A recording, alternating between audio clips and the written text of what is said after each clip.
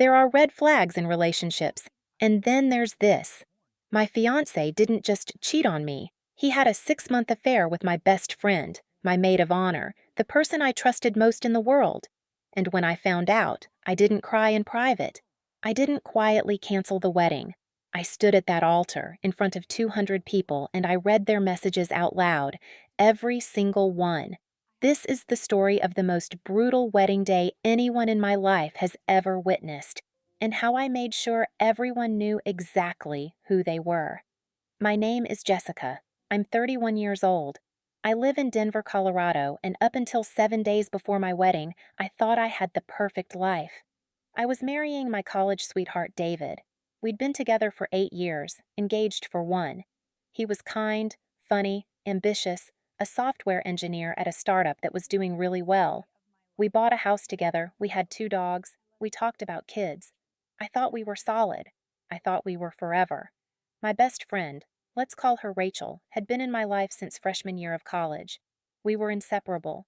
Roommates for 3 years, bridesmaids at each other's events, the kind of friends who talked every single day. When David proposed, the first person I called after my parents was Rachel, and when I asked her to be my maid of honor, she cried happy tears and said it was the greatest honor of her life. I believed her. I trusted her completely. For context, Rachel had always been single. She dated here and there, but nothing serious.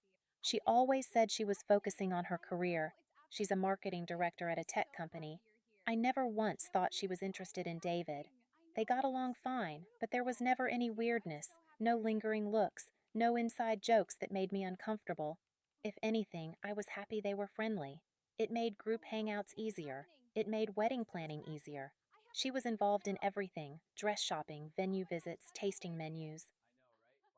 She was there for all of it, and apparently she was also sleeping with my fiancé the entire time. I found out 1 week before the wedding. 1 week. Everything was paid for. The venue, the catering, the flowers, the photographer, the band. Our families had flown in from out of state. We'd had the rehearsal dinner 2 nights before. Everything was perfect.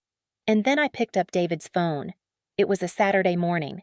David was in the shower. His phone was on the nightstand and it kept buzzing. I wasn't trying to snoop. I swear I wasn't that person. But it buzzed 5 times in a row and I glanced over just to see if it was something urgent, like a work emergency. The screen lit up and I saw the name. Rachel. My best friend. My maid of honor. And the preview of the message said, "I can't stop thinking about last night. You make me feel things I've never felt before." I froze.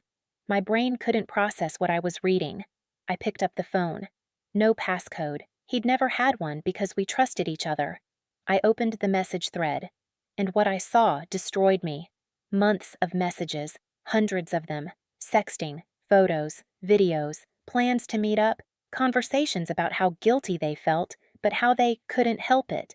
Messages from the night before, our rehearsal dinner, where I'd given a speech about how grateful I was for Rachel's friendship and David's love, where they talked about sneaking away to have sex in the bathroom while I was outside talking to guests.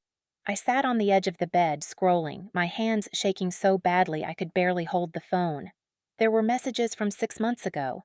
6 months. This had been going on since January. We got engaged in November. They started sleeping together 2 months after he proposed. And Rachel, my best friend, my maid of honor, had looked me in the eye every single day and lied. There were messages where she said things like, "I feel so bad, but I can't stop." "He's everything I've ever wanted." Messages where David said, "I know this is wrong, but being with you feels so right. I don't know what to do." Messages where they talked about how they wished things were different, how they wished they'd met first, how they hated hurting me but couldn't end it. I wasn't crying. I wasn't screaming. I was numb, completely, utterly numb. I took screenshots of everything, every message, every photo, every video. I sent them all to my own phone. Then I put his phone back exactly where it was. I got dressed. I walked out of the bedroom, grabbed my car keys, and drove to my mom's house. I didn't say a word to David. I just left. My mom took one look at me and knew something was catastrophically wrong. I handed her my phone and said, "Read." She scrolled for maybe 30 seconds before she started crying. She said, "Oh, honey, Oh, sweetheart. My dad came into the room and my mom showed him. His face went red. He said, I'm going to kill him. I'm going to actually kill him. My mom said, We're canceling the wedding, right now. We'll deal with the money later. You're not marrying him. But I didn't want to cancel the wedding. I wanted revenge. I wanted everyone to know what they did. I wanted to humiliate them the way they humiliated me. And I had an idea, a terrible, beautiful nuclear idea. I said, I'm not canceling. I'm going through with it.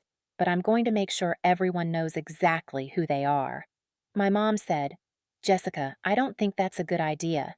You're hurt. You're angry. You need time to think. I said, I've thought about it.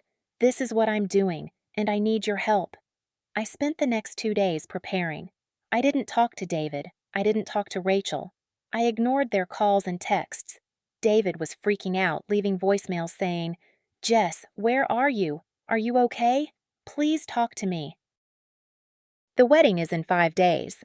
Rachel texted me things like, Hey girl, just checking in. Do you need help with any last-minute stuff? I didn't respond to any of it. I let them think I was just stressed and busy.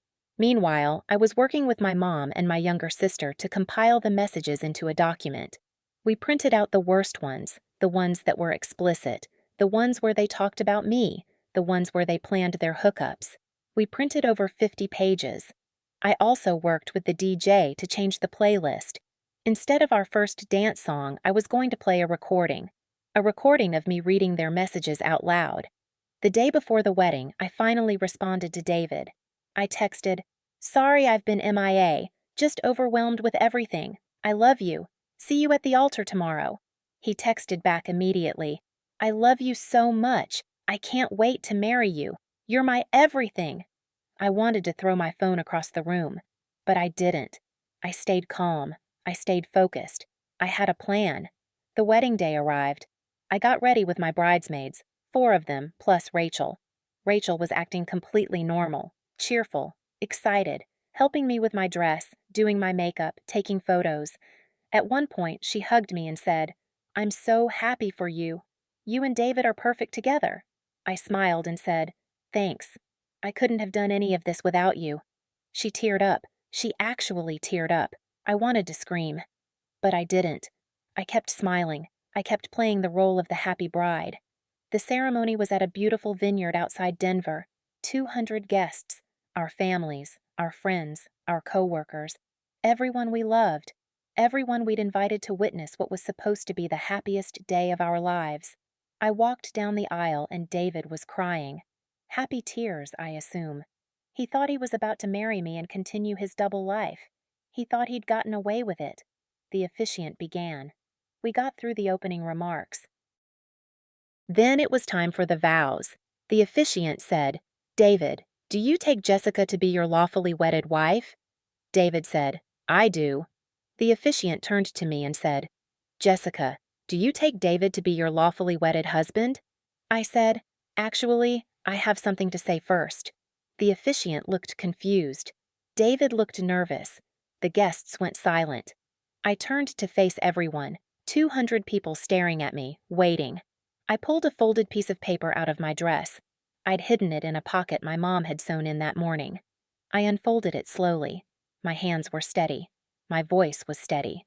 I said, I'm not going to marry David today, because David has been having an affair, for 6 months, with my maid of honor, with Rachel. The silence was deafening. You could have heard a pin drop. David's face went white. Rachel, standing next to me in her maid of honor dress, looked like she was going to pass out. I continued. I said, I found out a week ago, and I thought about canceling, but I didn't want to cancel. I wanted all of you to know exactly who they are, so I'm going to read some of their messages, out loud, right now. David said, Jess, please, don't do this. I ignored him. I started reading. I read the message from Rachel.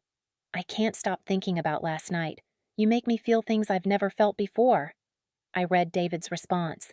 Being with you is the best part of my day. I hate that we have to hide this. I read another one from the night of our rehearsal dinner. I can't believe we just did that in the bathroom while she was outside. I feel awful, but I've never been so turned on. People started gasping. Someone yelled, "Oh my God!" David tried to grab the paper from my hand. I stepped back and kept reading. I read the message where Rachel said, "I wish you'd met me first. You're everything I've ever wanted in a man." I read the one where David said, "I don't know if I can go through with the wedding." "I think I might be in love with you." Rachel started crying. She said, "Jess, please, I'm so sorry. I never meant to hurt you." I looked at her and said, "You're not sorry. You're just sorry you got caught." Then I kept reading. I read 10 more messages, explicit ones, ones where they described what they did together, ones where they laughed about how clueless I was. By the time I finished, half the guests were crying. The other half looked furious. David's mom was screaming at him. My dad was being held back by my uncles because he was trying to get to David. Rachel's parents walked out. They didn't even look at her. They just left. When I was done, I folded the paper, put it back in my pocket, and said, "I'm not marrying you, David. I'm not standing here and pretending this didn't happen. And I'm certainly not spending the rest of my life with someone who couldn't even be faithful during our engagement. You and Rachel deserve each other. I hope you're very happy together." Then I took off my engagement ring, dropped it on the ground, and walked down the aisle. Alone. In my wedding dress. While 200 people watched in stunned silence. My mom and my sister followed me. We got into the car and drove away. Behind us, I could hear shouting. Chaos. People yelling at David and Rachel. I didn't care. I was done. I sat in the passenger seat, still in my dress, and I felt the weight lift off my shoulders. For the first time in a week, I could breathe. The fallout was immediate and brutal. Within an hour, the story was all over social media. People who were at the wedding posted about it. My cousin posted a video she'd secretly recorded of me reading the messages. It went viral. Millions of views. Comments flooded in. Thousands of people calling David and Rachel horrible, praising me for my courage, saying they wished they had the guts to do what I did. Rachel deleted all her social media within 24 hours. David tried to call me over 100 times. I blocked him. The next day, I got a call from Rachel's mom. She was crying. She said, "I'm so sorry, Jessica. I had no idea. We raised her better than this. I don't even recognize my own daughter." I said, "It's not your fault. Rachel made her choices. David made his. I'm just glad I found out before I legally tied myself to him." She said, "For what it's worth, we've told her she's not welcome in our home until she gets serious help. This is unforgivable." David sent me an email. A long one. He said he was sorry, that he never meant to hurt me, that he didn't know how it happened.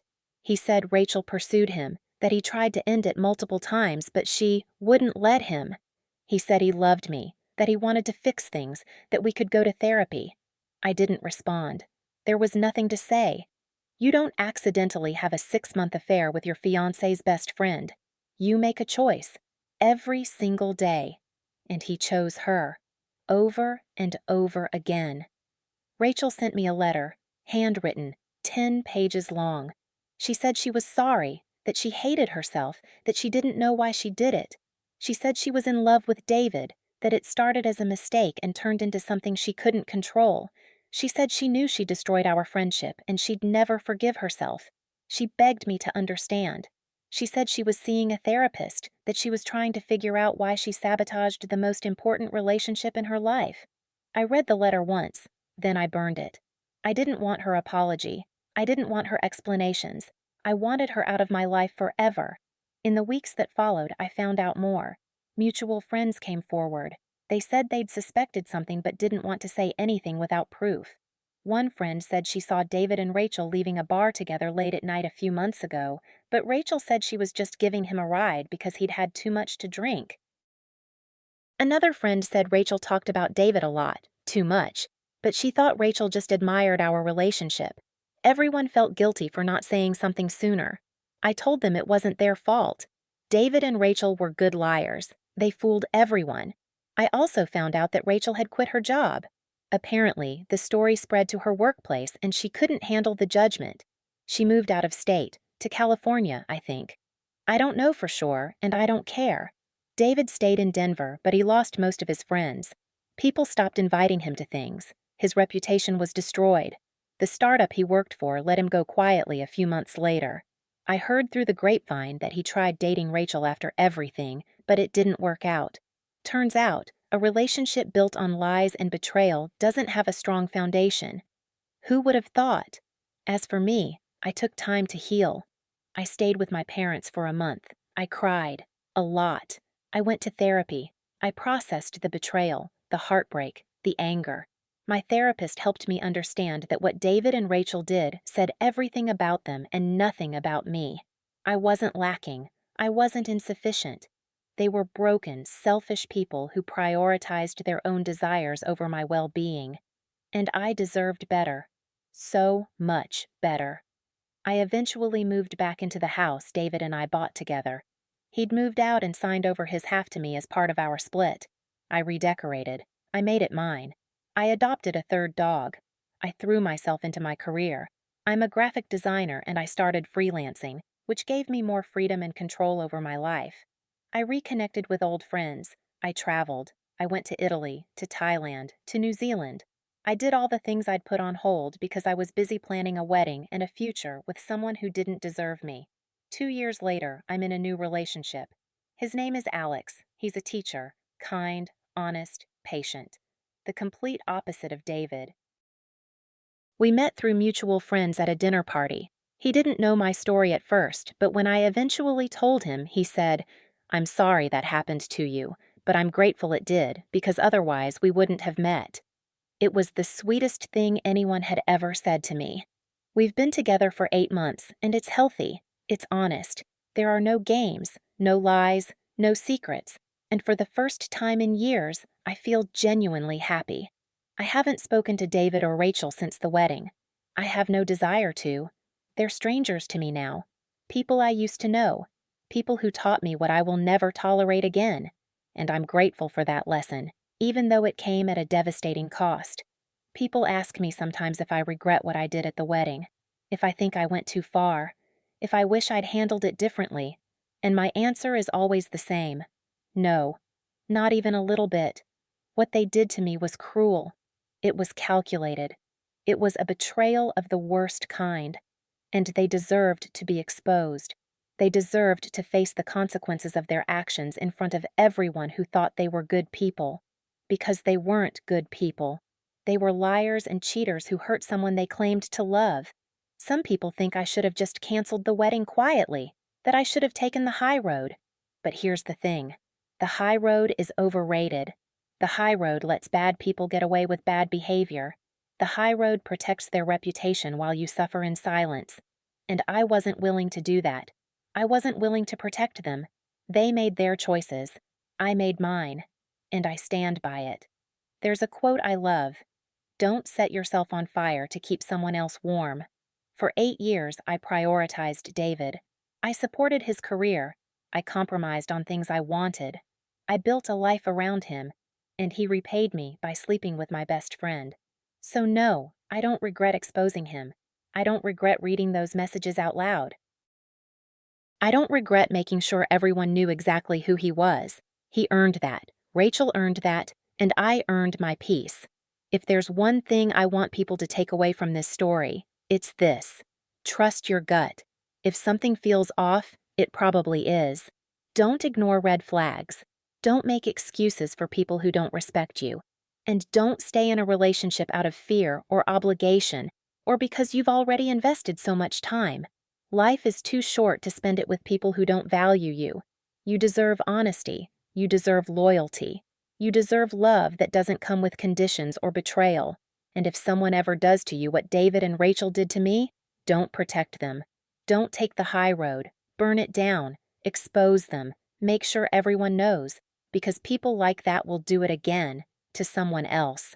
And the only way to stop them is to make the consequences so severe that they think twice before they hurt another person.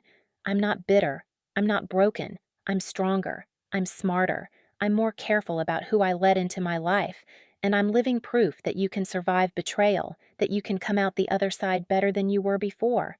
It's not easy. It's not quick. But it's possible. And if I can do it, so can you. So here's my question for you. If you were in my position, would you have done the same thing? Would you have exposed them at the wedding? Or would you have canceled quietly and moved on? Drop your verdict. NTAYTAESH or NAH. Because I know some people think I'm a hero, and I know some people think I'm petty and vindictive. But honestly, I don't care what anyone thinks. I did what I needed to do for me, and that's all that matters. Thanks for listening to this one. I know it's heavy. I know it's a lot, but these are the stories that resonate. These are the stories that remind us that we have the power to stand up for ourselves, to refuse to be victims, to take control of our own narratives. And sometimes that means making a scene. Sometimes that means making people uncomfortable.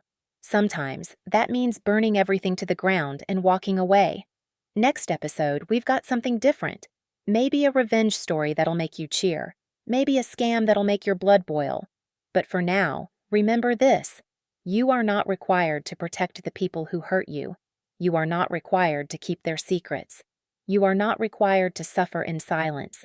You have every right to tell your story, to expose the truth, and to make sure the world knows who they really are. Until next time, trust yourself, protect your peace, and never ever let anyone make you feel guilty for refusing to be treated like you don't matter. Because you do matter. Your feelings matter, your boundaries matter, and anyone who doesn't respect that doesn't deserve a place in your life. One more thing before we wrap up. I want to address something that came up a lot in the comments when my story first went viral. People kept asking, did you know? Were there signs? How did you miss it for 6 months? And the truth is, yes, there were signs. Small ones. Things I dismissed or rationalized because I trusted them. I want to share those signs with you because maybe it'll help someone else recognize what I didn't until it was almost too late. First, David started working late. A lot. He'd always been dedicated to his job, but around January, right when the affair started, he began staying at the office until 8 or 9 p.m., sometimes later. He said they were working on a big project, that there was a tight deadline. I believed him. I even felt proud of him for working so hard. But looking back, those late nights weren't always at the office. Some of them were with Rachel. Second, Rachel became overly involved in the wedding planning. At first, I thought she was just being a great maid of honor. She'd volunteer to handle things. She'd text me constantly with ideas. She'd insist on being at every appointment. But it wasn't about supporting me. It was about staying close to David, about creating opportunities to see him. She was using my wedding as cover for her affair. Third, David's phone habits changed. He started taking his phone everywhere, even to the bathroom. He'd put it face down on tables.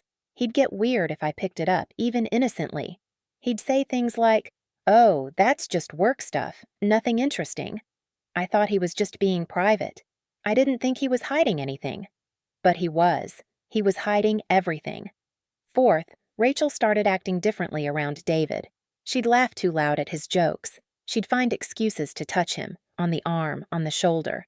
She'd ask him questions about his work, his hobbies, his opinions. I thought she was just being friendly. I thought she was trying to be a good friend to both of us. But she wasn't. She was flirting, right in front of me, and I was too trusting to see it. Fifth, they started having inside jokes, little comments that didn't make sense to me, references to things I wasn't part of. When I'd ask what they were talking about, they'd brush it off. "Oh, it's nothing, just something funny that happened at lunch the other day." I didn't know they were having lunch together, regularly, without me. I didn't know they were building a relationship that excluded me entirely. Sixth, David became distant, physically and emotionally. We stopped having sex as often. When we did, he seemed distracted. He stopped initiating date nights. He stopped asking about my day. He stopped being present. And I blamed myself. I thought I was boring. I thought I wasn't trying hard enough. I thought the stress of wedding planning was affecting our relationship, but it wasn't me. It was him. He was checked out because he was investing in someone else. And finally, Rachel started pulling away from me, subtly. She'd take longer to respond to my texts. She'd cancel plans last minute. She'd seem distracted when we hung out. I thought she was just busy with work. I thought she was stressed. But she wasn't. She was guilty. She was struggling to look me in the eye while she was sleeping with my fiancé, and instead of stopping, Instead of confessing, instead of doing the right thing, she just created more distance so she didn't have to face what she was doing. All of these signs were there. I just didn't see them. Or maybe I did, and I chose not to. Because when you love someone, when you trust someone, you give them the benefit of the doubt. You rationalize. You explain away the inconsistencies. You tell yourself you're being paranoid. And that's what I did. I told myself I was overreacting. I told myself I was being insecure. I told myself everything was fine. Until it wasn't. So if you're reading this and any of this sounds familiar, please listen to your gut. Please don't dismiss the signs. Please don't make excuses for behavior that doesn't sit right with you. You're not crazy. You're not paranoid. You're not overreacting. If something feels off, it probably is. And you deserve to know the truth, even if it hurts. Because the temporary pain of finding out is so much better than the long-term damage of staying in a relationship built on lies. After the wedding, after the fallout, after everything settled, I had a lot of people reach out to me. Strangers mostly. People who'd seen the video or heard the story. They shared their own experiences with infidelity. They told me about partners who cheated, friends who betrayed them, family members who lied. And the common thread in all of these stories was the same. They all wished they'd found out sooner. They all wished they'd trusted their instincts. They all wished they'd confronted the situation instead of ignoring it. One woman told me her husband had an affair with her sister. For 3 years. They had a child together, a child her husband claimed was from a one-night stand with a stranger. She believed him. She supported him. She helped raise the child. And then, 10 years later, her sister confessed. 10 years of lies. 10 years of family gatherings where everyone knew except her. 10 years of her life wasted on a man who didn't respect her. She said reading my story gave her the courage to leave. She said she wished she'd had the strength to do what I did, to expose them, to hold them accountable, to refuse to protect their secret. Another man reached out and said his fiancé cheated on him with his best man. He found out the day before the wedding, but instead of calling it off, he went through with it. He thought they could work through it. He thought marriage would fix things. It didn't. They divorced 2 years later. He said he regretted not walking away when he had the chance. He said he should have done what I did, exposed them, ended it, and moved on. These messages broke my heart, but they also validated my decision. They reminded me that I did the right thing, that I saved myself years of pain and betrayal, that I set a boundary and enforced it, even when it was hard, even when it was public, even when people judged me for it. And yes, people did judge me. Not everyone thought I was right. Some people said I was cruel, that I humiliated David and Rachel unnecessarily, that I should have handled it privately, that I turned my pain into a spectacle. And you know what? I don't care. Because those people weren't the ones who were betrayed. Those people weren't the ones who spent months planning a wedding while their fiancé was sleeping with their best friend. Those people don't get to tell me how I should have reacted to my own trauma. I handled it the way I needed to handle it. I took back my power. I refused to be the silent victim.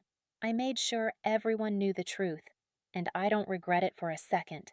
Not when I see the life I have now. Not when I see the person I've become.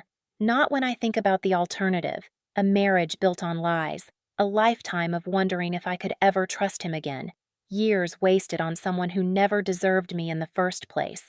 So if you're going through something similar, if you're facing betrayal, if you're wondering how to move forward, here's my advice.